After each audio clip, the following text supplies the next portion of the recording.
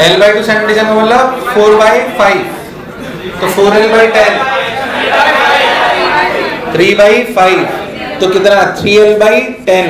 और जब ये 53 डिग्री पे आ जाए, अरे तुम्हारी तो जब ये 53 डिग्री पे आ जाएगा तो वैल्यू हो जाएगी 3L/2 इंटू 4/5, यानी कि 4L/10, मतलब सेंटर नीचे आया L/10, मतलब ओमेगा की अगर बात करी जाए तो लिखा जाएगा हाफ आई यानी कि ml²। अरे भाई साहब बातें नहीं, ml²/3 omega square equals to half I omega square equals to mg L/10। mg मुझे लगा है तुम्हें आया mg L/10, सब लोग ठीक, मैंने ही बोला ठीक। तो m ने m को मार दिया, m ने m को, बहुत बढ़िया साहब। तो ये अपन l ने l को मार दिया, तो ओमेगा की वैल्यू कितनी आई 3g/5l का रूट। बोल यस और नो।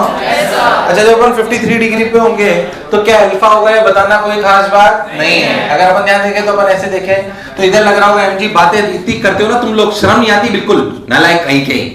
ये 37, ये कितना 53, तो ध्यान से देखो तो mg का इधर कंपोनेंट mg cos 53 की वैल्यू 3/5, तो इधर आया 3mg/5, इधर आया 4mg/5। देखना कैलकुलेशन कोई गलती नहीं करूं, आपके सामने सवाल कर रहा हूं।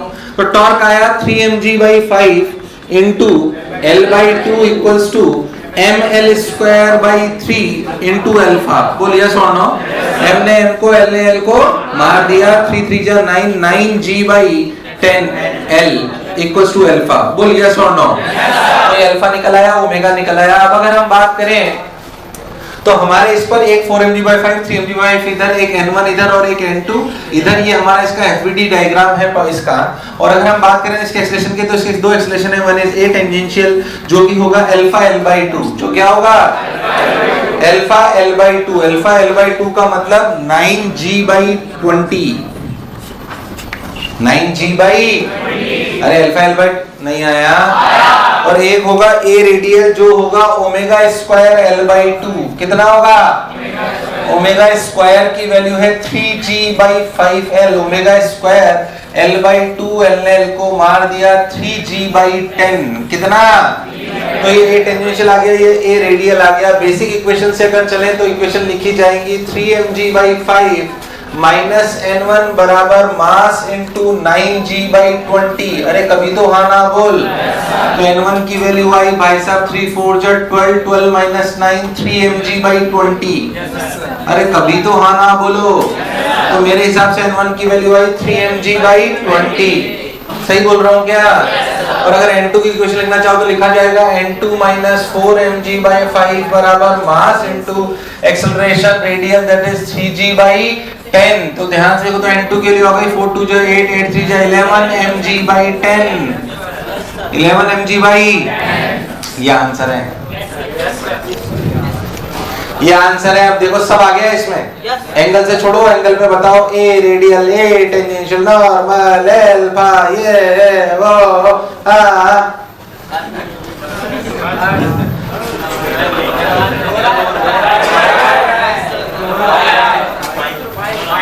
तो क्या पिक्चर एकदम क्लियर है?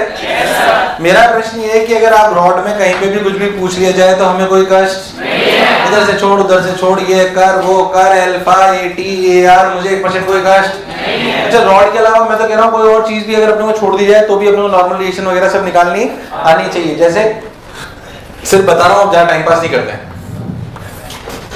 मान लो आप ऐसे स्क्वायर प्लेट ले लो, यहाँ से हिंज कर दो और छोड़ दो, ऐसे बोल दीजिए कि स्ट्रिंग ले लो और कट कर दो, क्या सवाल कर सकता है?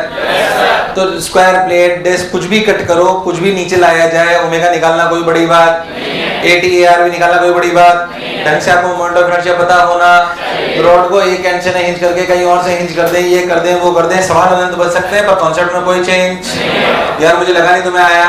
तो रॉड वाले सवालों में अपने को कोई दिक्कत नहीं है। नेक्स्ट वैरायटी लिखो पुली ब्लॉक सिस्टम। नेक्स्ट वैरायटी लिखो पुली ब्लॉक सिस्टम।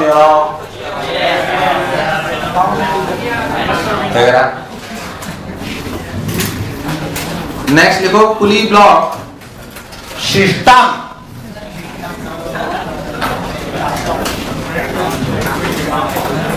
नेक्स्ट देखो पुली ब्लॉक सिस्टम, समझे अच्छे से। पुली ब्लॉक क्या, एटवुड मशीन आप लोग जानते हैं? उसको थोड़ी सी फील कर लेते हैं एटवुड मशीन को। किसको? एटवुड मशीन जो आपने अभी तक पढ़ी थी, एटवुड मशीन में सिंपल एक पुली दो ब्लॉक हुआ करते थे। हम सब लोग इसको बहुत अच्छे से जानते थे। ध्यान से देखो तो हम बोलते थे ये M1 ये M2। अगर M2 ग्रेटर देन M1 है तो भाई साहब ये नीचे की तरफ इधर की तरफ जाएगा, कोई बुराई वाली बात। यहाँ पे टेंशन T, यहाँ पे भी टेंशन T, कोई बुराई वाली बात नहीं है। अपन लिखते थे M2G minus T equals to M2A बराबर। एक और इक्वेशन लिखते थे T minus M1G equals to M2A। Net pulling method से करो तो M2G minus M1G upon M1 plus M2G।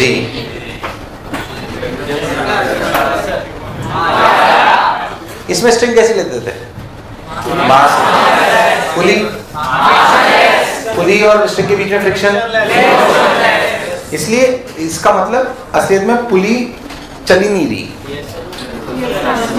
बिल्कुल पुली चिकनी है एकदम, स्ट्रिंग उस पे स्लाइड, तो हर जगह टेंशन। पर वास्तविकता में ऐसा होता नहीं है। वास्तविकता में जैसे आपने कुएं में से पानी निकाला होगा, अगर थोड़ा सा भी तुम्हारा एडवांस गांव है तो वहां पुली लगी होगी। अरे हाँ ना बोले यार। बाकी अगर बिल्कुल ही एडवांस नहीं होगा तो ऐसे निकालते होंगे, बट अगर थोड़ा सा भी ठीक ठाक होगा तो उसमें पुली, तो जब ऐसे टरबाइन है, अच्छा तुम्हारे टरबाइन है। हाँ वेरी, नहीं हल को टरबाइन कहते हैं। टरबाइन, टरबाइन खुद को नाचते हुए देखता था क्या? इधर देखो बिजली की, अच्छा स्वदेश तो देखा हो तुम पिक्चर, वो शाहरुख खान टरबाइन लाता है और फिर वो दौड़ता दौड़ता जाता है, फिर वो ड्रामेटिक सीन है, वो एक बूढ़ी आंटी बल्ब देख रही होती है, फिर बल्ब जलता है तो बूढ़ी आंटी, है ना? उसी गांव का है क्या तू? शाहरुख खान के गांव का? ये भिखारी, ये चला जा।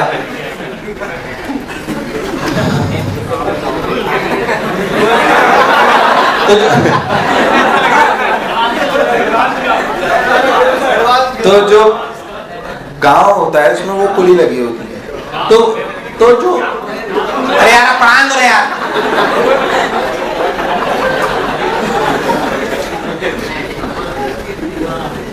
तो जो पुली होती है उस पर अपन ऐसे कहते थे पुली घूमती कि नहीं घूमती? रस्सी के साथ। किसके साथ? पुली को कौन घुमाता है? फ्रिक्शन। किसके किसके बीच का? तो बेसिकली रियलिटी तो वही है, हम उसी की बात करते हैं और हम ऐसी पुलिस की बात कर रहे हैं। हम थोड़ा सा अब जो हम पढ़ रहे हैं उसमें ये तो मासलेस ही लेंगे हम, इसमें कोई चेंज नहीं करेंगे। वास्तविकता में प्रैक्टिकल लाइफ में भी रस्सी का मास जो वेट होते हैं उनके कंपैरिजन में कोई खास, तो ये प्रैक्टिकल सवाल बन जाते हैं, कोई खास बात नहीं है।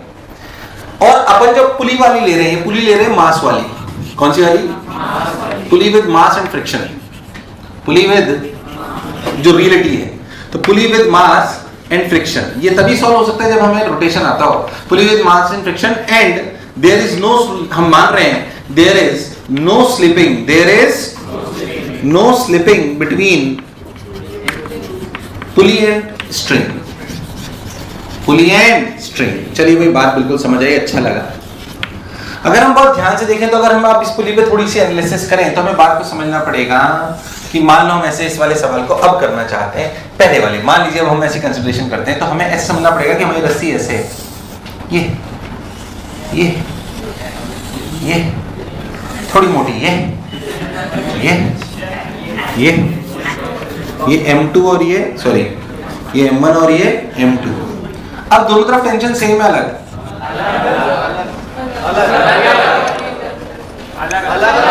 मासलेस है स्ट्रिंग,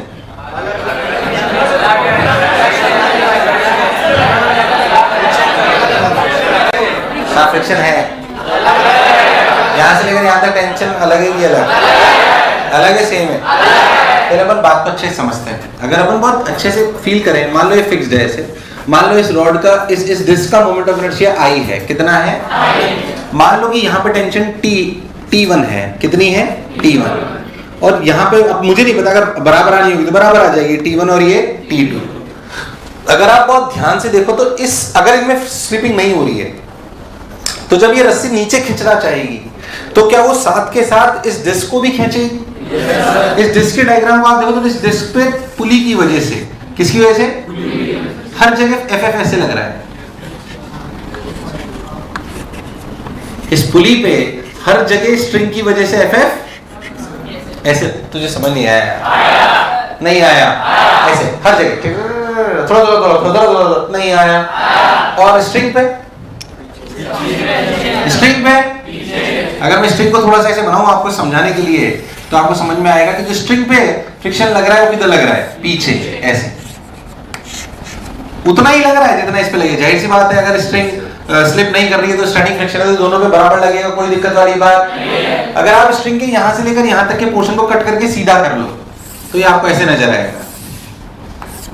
ये वो पोर्शन है जिसको मैंने घुमा के ऐसे सीधा कर लिया। अरे भाई साहब आना बोल, तो ध्यान से देख, तो यहाँ पे ऐसे फ्रिक्शन लग रहा होगा, टिक टिक टिक टिक। ये मैं स्ट्रिंग को सीधा करके बनाया है। इधर इस वाले हिस्से पे टेंशन लग रही है T1 और इधर टेंशन लग रही है T2। अगर ध्यान से देखो तो अगर पूरा सिस्टम ए से चल रहा है, किससे चल रहा है, स्ट्रिंग को देख रहा हूं, मैंने सीधा करके देख रहा हूं ऐसे। अरे यार मुझे लगा है तुम्हें आया। सीधा करके अगर मैं ऐसे देख रहा हूं तो इस पे अगर पूरा एक्सेलरेशन से अगर ए से चल रहा है तो इक्वेशन लिखनी चाहिए T1 minus T2 equals to mass of the string into ए।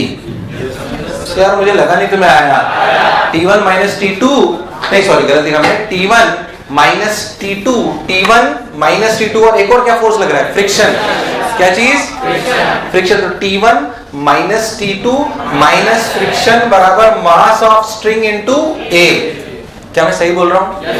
मान लेते कि हमने इसको स्ट्रेट बना लेते, फ्रिक्शन टोटल F माना, कितना माना, F। मुझे लगा नहीं तुम्हें आया कि नहीं आया, F। तो भाई साहब ये लिख दिया गया। अच्छा अब हमने जो हम जो पढ़ रहे हैं उसमें मास ऑफ स्ट्रिंग क्या है, क्या है, अगर ये हम 0 कंसीडर कर लेते हैं तो हमें दिखाई दे रहा है कि T1 equals to T2 plus F, या फिर T1 minus T2 equals to F। काम आएगा इसलिए बता रहा हूं।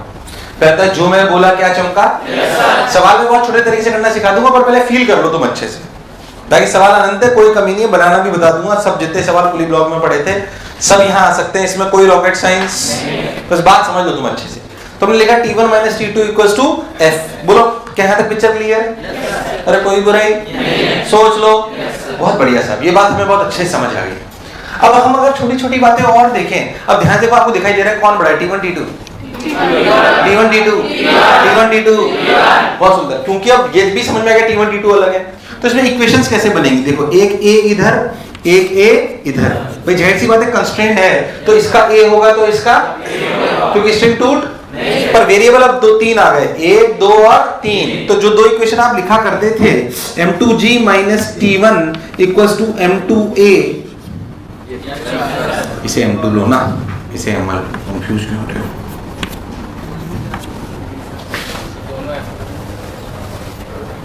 अरे वो T1 M1 लिया है इसलिए बरो मत।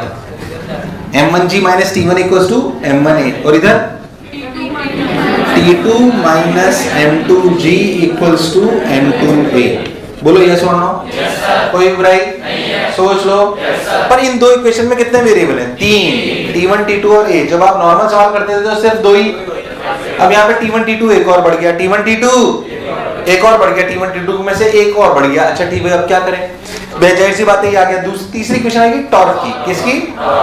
अब आप है ना बहुत अच्छे से समझो तो आपको ये बात समझ आएगी कि मान लो ये ए से घूम रहा है, कितने से घूम रहा है, मान लो पुली भी घूमी, पुली घूमी कि नहीं घूमी, अगर स्लिपिंग नहीं हो रही तो पुली घूमेगी। मान लो अल्फा से घूमेगी, एक और वेरिएबल आ गया अल्फा।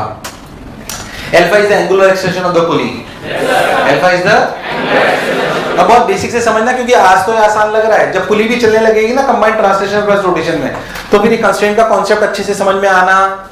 अभी तो नॉर्मल बात है, अपन अल्फा बराबर ए बया रख देंगे जो दोनों बहुत पहले से पढ़ा हुआ है, बट इसे लॉजिक को समझे।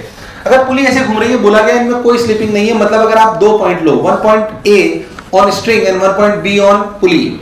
अरे भाई साहब चलो बोलो पॉइंट A का एक्सेलरेशन कितना, अगर स्लिपिंग नहीं हो रही है तो पॉइंट A और पॉइंट B का टेंजेंशियल एक्सटेंशन सेम होना चाहिए। नहीं आया? ये बात याद रखना, क्योंकि अभी तो पुली रुकी हुई है इसलिए कोई दिक्कत नहीं आ रही। जब पुली चलेगी कंबाइंड ट्रांसलेशनल प्लस, पुली चल भी तो सकती है। अरे मुझे लगा तुम्हें आया, पुली चल सकती है कि नहीं चल सकती? चल सकती है, बहुत बढ़िया साहब। तो अपन ने ये A और ये B, ये A और ये, अरे कभी तो हाँ ना बोलो, ये ए और ये बी, तो पॉइंट ए का एक्सप्रेशन कितना? ए कितना? पॉइंट बी का अल्फा आर। पॉइंट बी तो पुली पे है, तो उसको लिखोगे तो पुली के हिसाब से। पुली कितने से घूम रही है? अल्फा आर से। कितने से? अरे पुली पर जो पॉइंट है बी, उसका टेंजेंशियल तो अल्फा आर होगा। और चूंकि कोई स्लिपिंग, तो भाई साहब ये है अल्फा आर और ये है ए, तो क्या alpha r equals to a? Alpha r equals to 1 relation, 2 relation, 3 relation, 4 variable हो चुके हैं अब। ए T1 T2 अल्फा, ए T1 T2 कितनी इक्वेशन आ चुकी? 3। कितनी आ चुकी? अब एक आएगी टॉर्क की, अब एक आएगी अल्फा बराबर, कोई गड़बड़ करिए अरे सही तो लिखी है। खैर, तो ये रिलेशन अपना नॉर्मल उस कंस्ट्रेंट से आया। अब देखिए, अब सिर्फ और सिर्फ पुली को देखो। पुली पर कौन सा फोर्स है जो घुमा रहा है? फ्रिक्शन। पुली पर कौन सा फोर्स लग रहा है? क्या फ्रिक्शन हर जगह टेंजेंशियल है? मान लो हर जगह DF1 DF2 DF3 DF4 DF5, पर क्या हर जगह DF is perpendicular to R? So the torque of friction is DFR, DF1R, DF2R, DF3R, DF4R, तो टोटल क्या है? FR। टोटल क्या? यार मुझे लगा नहीं तुम्हें आया। तो अगर पुली पे टॉर्क की बात करें तो लिखा गया F into R, F into, यार मुझे लगा नहीं तुम्हें आया। क्या लिखा गया? F into R is a torque on the pulley, yes or no? Yes sir। ये friction static kinetic? Static. F into R बराबर I अल्फा। अब तू ध्यान से देख, तो F की वैल्यू T1 minus T2 है। yes, क्या है? तो इक्वेशन आ गई T1R minus T2R equals to I alpha. अब बात को समझना अच्छे से। जब हम सवाल करते हैं तो हम इतनी लंबी कहानी नहीं सोचते हैं, हम सिंपली ये सोचते हैं कि ये T1 है और ये, तो ये इक्वेशन तो लिख ही लेते हैं। अगर सिंपल पुली है तो भाई साहब अल्फा बराबर A बाई R, अल्फा बराबर, और किताबों में डायग्राम में ऐसे समझा देते हैं सिंपली कि देखो इस पुली पे T1 का टॉर्क कितना लग रहा है? T1 into R अंदर, T2 into R बाहर। अरे भाई साहब तुझे समझ नहीं आया। नॉर्मल तरीके में समझाने का तरीका वो क्या है? देखो T1 का टॉर्क किधर किधर? T2 का, तो T1 R माइनस वो इक्वेशन। पर क्या टेंशन के टॉर्क की वजह से चल रहा है? किसके टॉर्क की वजह से चल रहा है? हाँ, हम सवाल करते वक्त इतनी आसानी से ही सोचेंगे, अलग बात है, पर हमारे मन में इतनी कहानी होनी चाहिए।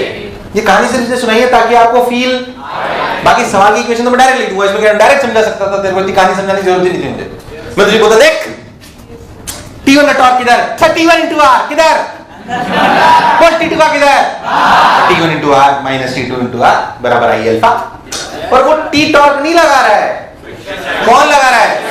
तो T1 minus T2 F आ जाता है अंदर, इसलिए। अरे भाई साहब हाँ ना बोल। हाँ, हम सोचेंगे वैसे ही, वो बात अलग है सवाल करते वक्त, पर हमारे जहन में पूरी कहानी होनी चाहिए जो तुम्हें दूर दूर तक समझ आई कि नहीं आई? अरे सोच लो।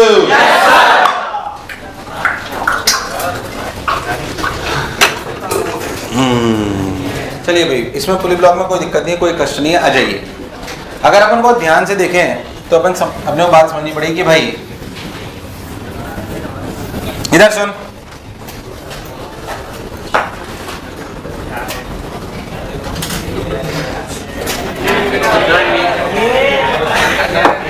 चीटा गिर गया, अब समझ।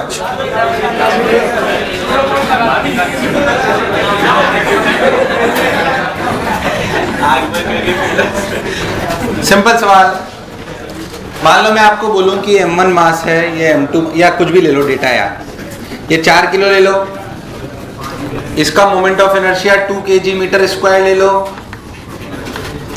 इसका रेडियस 0.5 मीटर ले लो, ये 1 kg ले लो। बोलो क्लियर है? सब बताओ T1 T2 अल्फा पे सब बताओ। Friction is sufficient for pure rolling, मतलब there is no slipping between string and pulley. बताओ, गलत मत करना यार, इसमें इतने क्या अक्षर लगाने थे। ये T1, ये T2, आंसर सबके सही आने चाहिए। मैं भी कर रहा हूँ, देखना मत।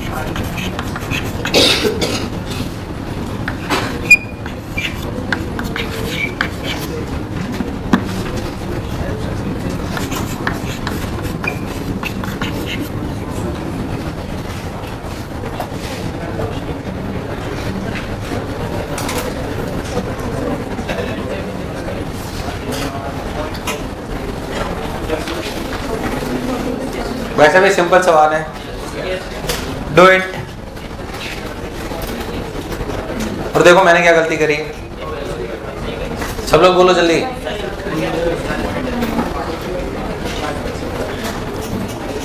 सिंपल इक्वेशंस लिखी हैं एनएलएम वाली, इस पे इक्वेशन क्या लिखोगे? 40 माइनस T1 इक्वल्स टू, अरे गलत तो नहीं बोल रहा, 40 माइनस T1 इक्वल्स टू, सही लिखी है क्या? इस पे सिर्फ T लग रहा है और कोई फोर्स, तो T2 इक्वल्स टू A, क्यों? मास इनटू एक्सेलरेशन, मास कितना है? 1। अरे भाई हाँ ना तो बोल। पुली पे इक्वेशन लिखोगे, ध्यान से देखो, बिल्कुल वैसे ही, ऐसे देखो जैसे फ्रिक्शन याद करने की जरूरत नहीं। अब देखो इधर लग रहा है T1, इधर लग रहा है T2। देखो क्या T1 का टॉर्क है T1 इंटू आर अंदर, और T2 का टॉर्क है T2 इंटू आर बाहर। तो क्या T1 into r minus T2 into r बराबर आई अल्फा। और अगर अपनी फिक्स पुली है तो क्या alpha equals to A by R. क्या alpha equals to A by R का मतलब ए बाई 0.5 मतलब अल्फा इक्वल्स टू 2 है। अरे कभी तो हाँ ना बोल। तो T1 into 0.5 minus T2 into 0.5 equals to 2 alpha की जगह 4 है, बोल यस और नो। तो T1 minus T2 equals to half इधर से लेकर तो बन गया 8 है। कितना बन गया? यहाँ से T1 के लिए लिखी 40 माइनस 4 है, यहाँ से T2 के लिए लिखी A, तो भाई सब ये आया A equals to 40 by 13, A equals to 40 by 1 you will get A। क्या T1 T2 अल्फा निकालना बड़ी बात? खेला खत्म। तो खूब सवाल, जितने सवाल तूने पुली ब्लॉक में करेंगे सब यहाँ आ सकते हैं। क्या है उनमें? सब आ सकते हैं लाइन से, इसलिए कोई सारे करा नहीं रहा हूं मैं आपको, बस आपको फील आनी चाहिए हाँ भाई नॉर्मल प्रोसीजर, इसमें कोई ऐसी रॉकेट साइंस मुझे लगा नहीं तुम्हें आया। तुम चाहो तो इंक्लाइन प्लेन पे सवाल करा देता हूँ, उसमें फ्रिक्शन भी घुसा देता हूँ, थोड़ी कैलकुलेशन होगी पर प्रैक्टिस हो जाएगी। कर लो, तुम्हारा कोई भरोसा नहीं है भाई, तुम साले हीरो बनते हो, होता कुछ है नहीं तुमसे। हाँ यार साला जब देखो जब परेशान करते हैं। हाँ भाई तेरे मेरे बीच में। हाँ ओके थैंक यू। तुम लोग ना मुझे गाइड करते रहा करो, है ना, ऐसे मैं भटक जाता हूँ ना, तो मेरे मेंटोर तो तुम ही हो ना।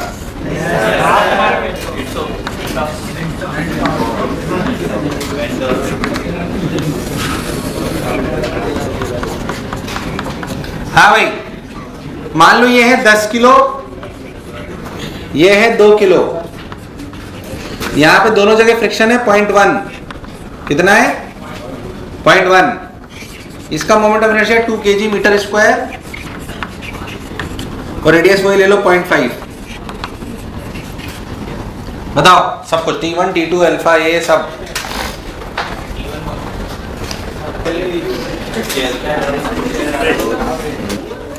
मैं भी करता हूं, जो कर ले वो देखना, मैं कोई गलती नहीं करूं।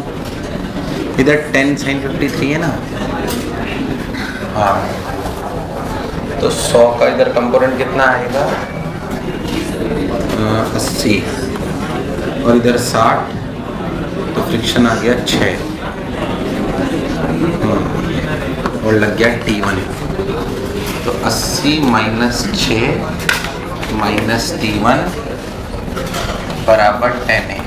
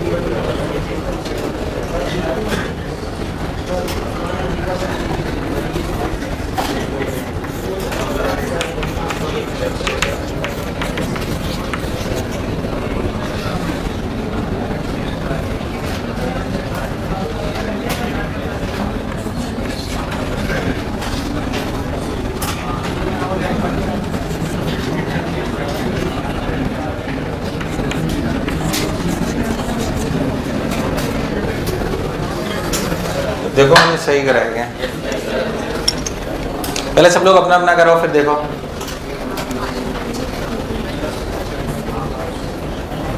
भाई 80 इसका 60 होगा, 60 इंटू 0.1 का फ्रिक्शन 6, इधर चला तो इधर लगा 80 mg sin 30 यानी कि अपना यहाँ 100 इंटू इसका कंपोनेंट 80, 80 माइनस 6 माइनस T1 बराबर 8 इंटू 10 इंटू ए। बोलो सही लिखा है क्या?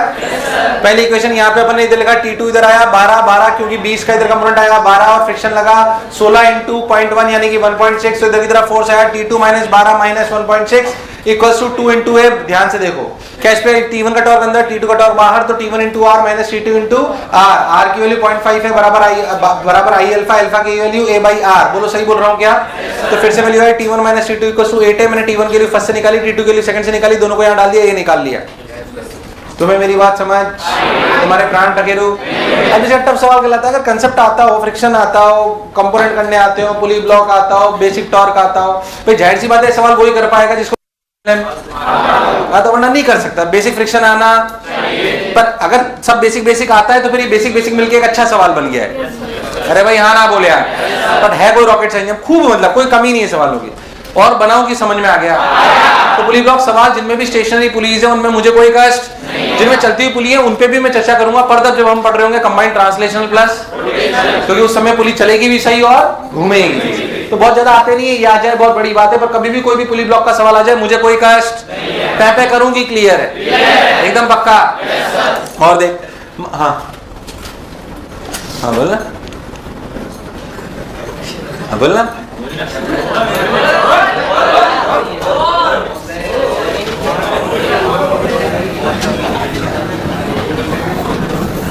बोल बेबी बोल, रॉक एंड रोल, सारी दुनिया है गोल, डिस्काउंट।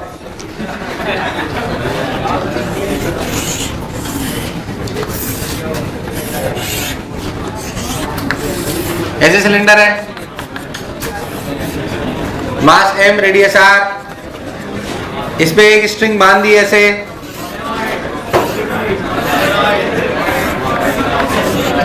ये इरुडो में से डायग्राम बनाया हुआ है, मास m लेंथ, मास m और ये एक स्ट्रिंग स्पेस बांध दी ऐसे। बोलो क्लियर है? पूछा जाता है विदाउट टेंशन। और ये अगर ऐसे ऐसे धागे की गिट्टी ले लो तुम, बॉबिन, बॉबिन, अबे बॉबिन बोलते हैं उसको, धागे की गिट्टी भी नहीं समझते, बॉबिन भी नहीं समझते तुम लोग, धागे की गिट्टी समझते हो है कि नहीं? तो धागे की गिट्टी ले लो, उसको ऐसे फंसा लो, उसमें एक रस्सी बांध दो, मान लो रस्सी के बांधो, उस पर रस्सी तो है ही, और उसको ऐसे लटका दो मास, तो नीचे आएगा ना, आएगा कि नहीं आएगा? तो ये सवाल दिखने में ऐसा टफ है, इसका साइड व्यू बना लो साले, क्यों अक्कल लगाओ इतनी, ऐसे दिख तो रहा है इतना बढ़िया, कोई साइड से देखोगे तो ऐसा दिखेगा ना। सवाल बहुत आसान, mg माइनस टी बराबर mg माइनस टी बराबर ma, alpha equals to a by t into r बराबर आई अल्फा। खेला खत्म।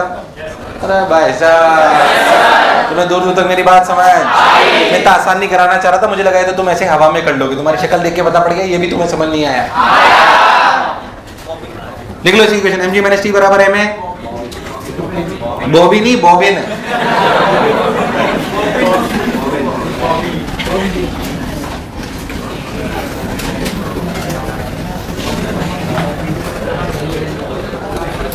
हाँ भाई mg माइनस टी बराबर है में T into R equal to I alpha, alpha equal to A by are.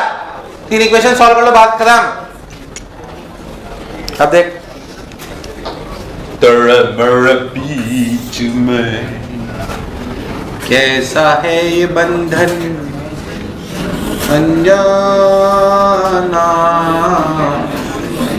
तूने नहीं जाना मैंने नहीं जाना। वाह, बेलन सवाल, इसमें ना दो स्ट्रिंग बांधी है ऐसे ऐसे,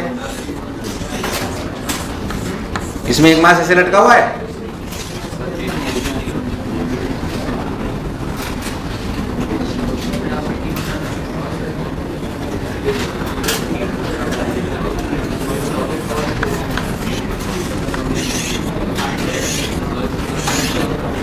ये रेडियस R1 और ये रेडियस R2, और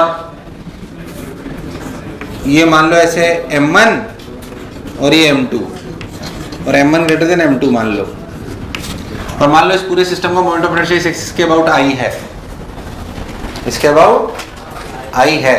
बोलो क्लियर है? एक ही सिस्टम में एक पतली गिट्टी पे बंधा हुआ है रस्सी और एक मोटी गिट्टी पर, दोनों अपोजिट साइड है। समझ में आया? चलो इसका साइड व्यू बना दो, बहुत आसान लगेगा। देख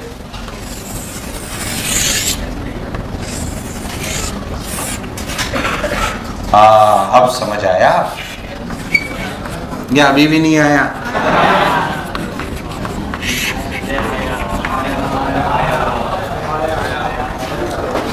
नहीं आया?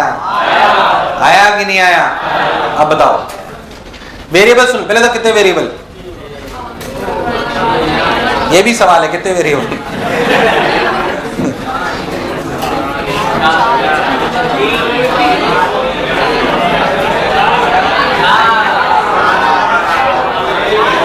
कितने वेरिएबल?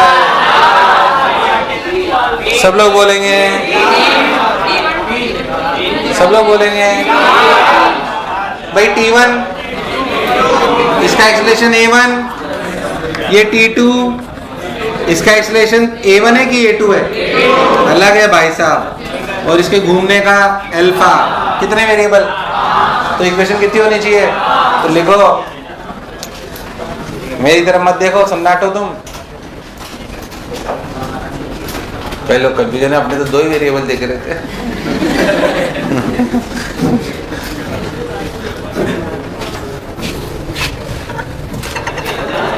दो तो बिल्कुल ही सिंपल है। m1g minus T1 equals to m1a और T2 minus m2g equals to m2a।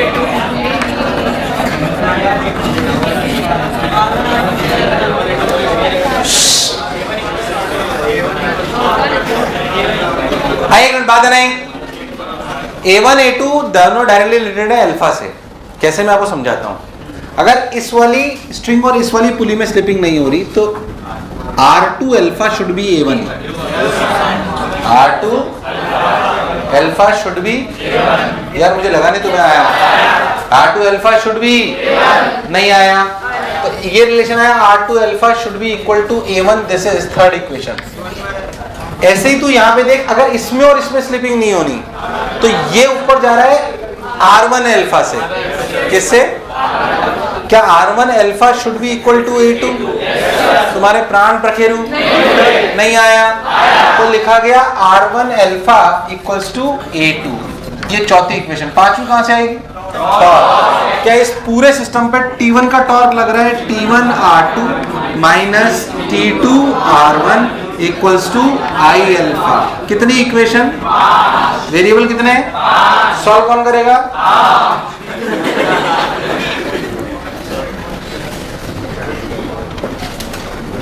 ज्यादा हंसो मत, अभी बोल दूंगा सॉल्व करो, नहीं तो जाऊंगा नहीं। चले भी प्राण निकल आएंगे तुम्हारे। इक्वेशन लिख के छोड़ दो बस, R1 R2 में नाचते रहोगे, जीवन भर पता नहीं पड़ेगा कहां से क्या हो रहा है।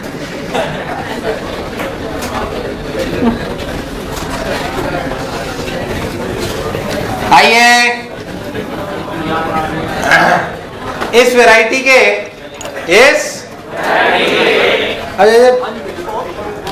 और बहुत अच्छे सवाल हो सकते हैं जब पुली चलने लगे। क्या चलने लगे?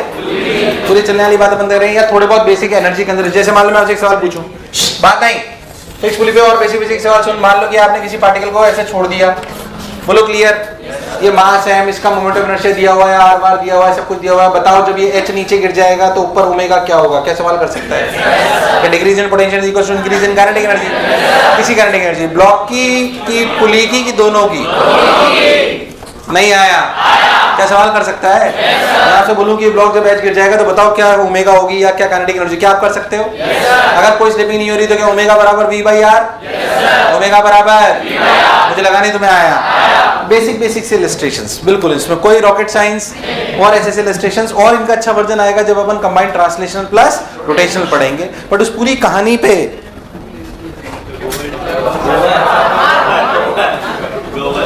उस जूते पहन रखे हैं, क्लास में खड़ा हूं, वो गोबर अंदर है ना? फिर जो मैं बोला चमका, कोई बुराई वाली बात? यहां तक बात एकदम, चलिए बहुत सुंदर। अब अपन जो एक और बात अपने को पढ़नी चाहिए, और भी अच्छी चीजें पढ़ने से पहले, वो है एंगुलर मोमेंटम। क्या चीज?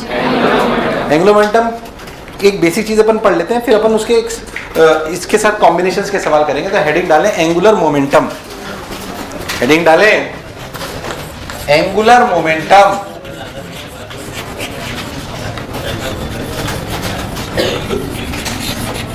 Angular momentum.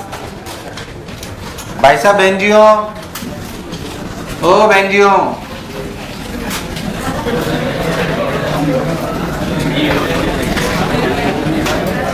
बात नहीं, क्या बात है? Angular momentum, you know. So हाँ, तो जो एंगुलर मोमेंटम है, क्या है? बेसिकली मोमेंटम पढ़ा दिया सेंटर ऑफ मास में। P बराबर mv, P बराबर, मैं आपको एक चीज बता चुका हूँ, P बराबर mv में P बराबर v is the velocity of, v is the velocity of. अगर बॉडी कोई घूम रही हो, चल रही हो, तो उसका जो मोमेंटम लिखा जाता है, पहली बात आपको बिल्कुल 110% क्लियर होना चाहिए कि अगर कोई भी बॉडी चल रही है और घूम रही है, खैर अभी मैं इसमें ज्यादा चर्चा नहीं करना चाहता, बस याद रखना कि P बराबर mv, P बराबर v इज, बोलो क्लियर है एकदम? कोई बुराई वाली बात? सोच लो। अब अपन क्या, मैं इस पे चर्चा बाद में करेंगे। तो अपना मोमेंटम ये है। एंगुलर मोमेंटम को कैसे डिनोट करते हैं? एल से। किससे? L vector. कौन सा vector? L vector. L vector से अपन डिनोट करते हैं। अगर अपन बहुत ध्यान समझे तो एल वेक्टर होता क्या है? घुमाऊ effect of momentum.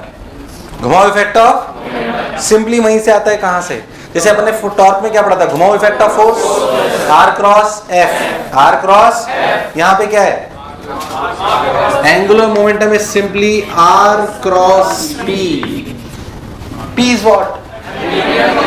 Area momentum. एक अपन ने टायर बना रखा है ना विद रस्सी, वो कहाँ है?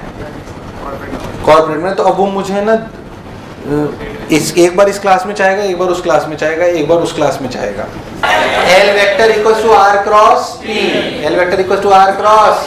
सबने बोला ठीक, मैंने ये बोला। P is what? अब लॉजिकल बात है कि अगर अपना जो लीनियर मोमेंटम वो क्या है? वो है आर क्रॉस एम वी। अगर मास वास सब कांस्टेंट है तो क्या M R cross V. So linear angular momentum का रियल फॉर्मूला है this, M R cross V. M R cross V. मैं आपको यहाँ से चलो प्रूफ भी बताता हूँ टॉर्क वॉर्क का, ताकि आपको फील आ जाए। ध्यान से बोलो, टॉर्क क्या होता है? DL vector by dt। अरे क्या होता है? देख, डीएल एल वेक्टर क्या है? बेसिकली एल वेक्टर है R cross P. R cross P, R cross P. ध्यान सुनना, अगर डी बाई डी टी इसको लिखना है तो देख, सबसे पहले आर वेक्टर को डिफरेंशिएट कर लो तो लिखोगे D R vector by D T cross P vector plus R vector cross D P vector by D T. अरे भाई हाँ ना तो बोल। अरे कभी तो हाँ ना बोलो। What is D P vector by D T? Force. तो R cross F is what? Torque. अरे भाई साहब, वो इंटररिलेटेड है? नहीं आया। तो जब अपन लाए थे ना बेसिक डेफिनेशन ऑफ टॉर्क बराबर डीएल वेक्टर बाई डीटी है। क्या है? जैसे फोर्स बराबर डीपी वेक्टर बाई डीटी, तो वैसे तो ये तो हो गया आर क्रॉस एफ। तो ये जीरो कैसे हुआ? ध्यान से, D R vector by DT is velocity vector, और पी होता क्या है? M V vector. तो V cross V, V cross V. तुम्हें बात समझ? अरे D R vector by D तो वेलोसिटी है, और पी में क्या है? M V. अरे क्या है? तो वी क्रॉस वी क्या हुआ? जीरो। तो ये टर्म क्या हो गई? जीरो। तो भाई साहब उधर आ गया आर क्रॉस एफ। क्या आ गया? R cross F. तो टॉर्क का फॉर्मूला जो आप पढ़ते हो ना, आर क्रॉस एफ, वो बेसिकली उस बेसिक से आता है। टॉर्क बराबर DL vector by D T. Torque बराबर, मुझे लगा ही नहीं तुम्हें आया।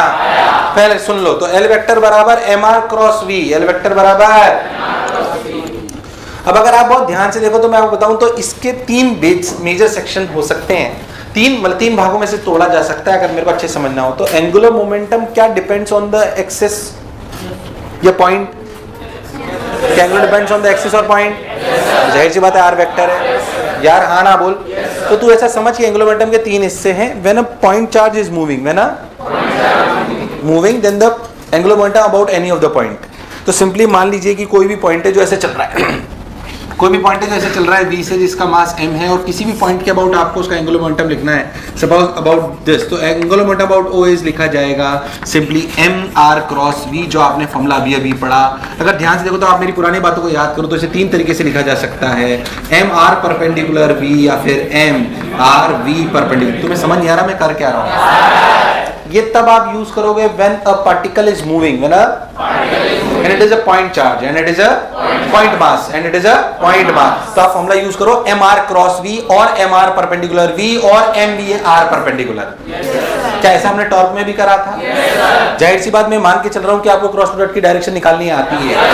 r वेक्टर का हेड वहां पर होगा जहां पर क्या पॉइंट होगा, जहां पर पॉइंट होगा यानी कि जहां पे मास होगा, और टेल वहां पर होगी जिसके अबाउट आपको एंगुलर मोमेंटम निकालना होगा। क्या angular momentum of the body depends on the o? Yes, मुझे लगा नहीं तुम्हें आया। So the basic formula is mr cross v। What? mr cross v। So this is angular momentum of a body. Angular momentum of momentum से क्या समझते हो आप? उसकी शक्ति। मैं सिर्फ मास हूं तो मेरे में एक शक्ति है, और मैं दौड़ भी रहा हूं तो मेरे में और शक्ति है। मोमेंटम एक चीज है, नहीं बता रहे यार इसको रोकना बहुत मुश्किल है कि नहीं? खड़ी हुई ट्रेन रोकना मुश्किल है क्या? पहले ही रुक गई है, 100 किलोमीटर प्रति घंटे से आ रही है, अब रोक के बता, है कि नहीं यार? Momentum means what? उसकी ताकत, उसकी ट्रक में स्पीड 5 मीटर पर सेकंड और छोटे से स्कूटर में स्पीड 5 मीटर पर सेकंड, अलग अलग बात की, सेम स्पीड भले सेम है पर एक में मास, उसका मोमेंटम, बेसिकली उसकी शक्ति है वो। मोमेंटम तो बड़ा मोमेंटम साले 1000 है उसका, उसे रोकना पॉसिबल इतना आसान नहीं है। मुझे लगा नहीं तुम्हें आया, तो कहती तो वैसे ही तो एंगुलर मोमेंटम उसे घुमाना, ये घुमाने की, घूमने की ताकत है। किसकी ताकत? नहीं आया। किसकी ताकत है? घूमने की। तो जैसे मोमेंटम दिखाता है उसकी शक्ति चलने की, किसकी? चलने की ताकत है उसकी। बोल यस और नो। वैसे एंगुलर मोमेंटम क्या दिखाता है? उसकी घूमने की। तो ये पॉइंट फील करो थोड़ा थोड़ा, बाकी ये सब किताबों में लिखा होता है, फील ही इंपॉर्टेंट है कि सब्जेक्ट कह क्या रहा है। तो mr क्रॉस v, अगर पॉइंट मास हो तो उसको ऐसे सिंपली निकाल लिया जाता है, उसमें कोई खास बात नहीं है। आपके लिए या तो इस तरीके के सवाल आएंगे, या आपके लिए सवाल आएंगे suppose you have a rigid body and it is fixed about a axis and it is rotating with omega and it is rotating with, बोल यस और नो। या तीसरे सवाल होंगे जिसमें चल भी रही होगी और वो अपन अभी नहीं पढ़ रहे। अरे भाई साहब, तीसरा हिस्सा क्या होगा? जब बॉडी चले भी सही और बिल्कुल अच्छे से पूरा प्रूफ करके बताऊंगा उसको कैसे लाते हैं। पता जो मैं बोला क्या चमका? अरे नहीं आया। तो अभी अपन इस पे बात कर लेते हैं। ये भी सिंपल है। कैसे? मान लो कि इसमें कोई भी मास ले लूं m1, क्या ये दूरी r1, तो क्या ये रफ्तार है ओमेगा r1? अरे भाई साहब, तो r1 और ओमेगा r1 में कितना एंगल? कितना? 90। तो इस m1 का इसके अबाउट एंगुलर मोमेंटम कितना हुआ? m1 r1 v1, m1 अगर हमारी बॉडी फिक्स एक्सिस के अबाउट घूम रही है तो क्या v1 और r1 में हमेशा एंगल 90 है? और v1 के लिए कितनी है? Omega r1। तो सोच एंगुलर मोमेंटम क्या लिखा जाएगा? m1 r1 omega r1 plus m2 r2 omega r2 and so on. तो सोच के देख तो क्या लिखा? m1 r1 square plus m2 r2 square up to so on, और कॉमन क्या आ गया? ओमेगा। ये चीज क्या है? तो angular momentum is I omega. For a rigid body rotating about a fixed axis, what is the angular momentum? कितना? And if a body point mass is moving, then we have to write down mr cross v. What? तो वो वाला segment तेरे लिए बहुत आसान है, आई omega लिखना। क्योंकि तुझे आई सबका आता है भाई, तुझे सबका। सपोज मैं आपसे बोलूं कि भाई साहब एक सॉलिड स्फीयर है जो ओमेगा से घूम रहा है, बताओ उसका एंगुलर मोमेंटम क्या है? 2/5 mr square. So basically L equals to I omega में सिंपली आपको आई निकालना आना। तो जिस एक्सिस के अबाउट एंगुलर मोमेंटम पूछोगे क्या आई भी उसी के अबाउट पूछोगे? कोई सिंपल वहीं से आया वो torque equals to r cross. अरे भाई साहब, मुझे लगा नहीं तुम्हें आया। याद कर तू उसको, इस रिलेशन को जो अपन याद कर, dl/dt कर। मैं torque equals to I alpha लाया था ना, जो मैं उलझुल तरीके से लाया था, और अच्छे तरीके से देख ले। यहाँ पे dl/dt कर, आई तो कांस्टेंट है। What is d ओमेगा/dt? क्या चीज? अरे हाँ ना बोले यार।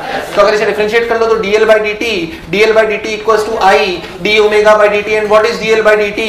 dl/dt is torque equals to i alpha. So when a body, rigid body is rotating about axis, then torque equals to i alpha is valid, L equals to i omega is valid. अरे हाँ ना बोले यार। L, I और tau should be from the same axis. L, I and tau should be from the, मुझे लगा नहीं तुम्हें आया कि नहीं आया? कोई ऐसी खास बात? अगर ढंग से आप पढ़ना चाहते हो तो समझ में आएगा, ऐसा नहीं है। फिर तो जो मैं बोला क्या चमका? मुझे लगा नहीं तुम्हें आया। अरे हाँ ना बोल। उतार दे जो तेरे को समझ आया, उतार दे।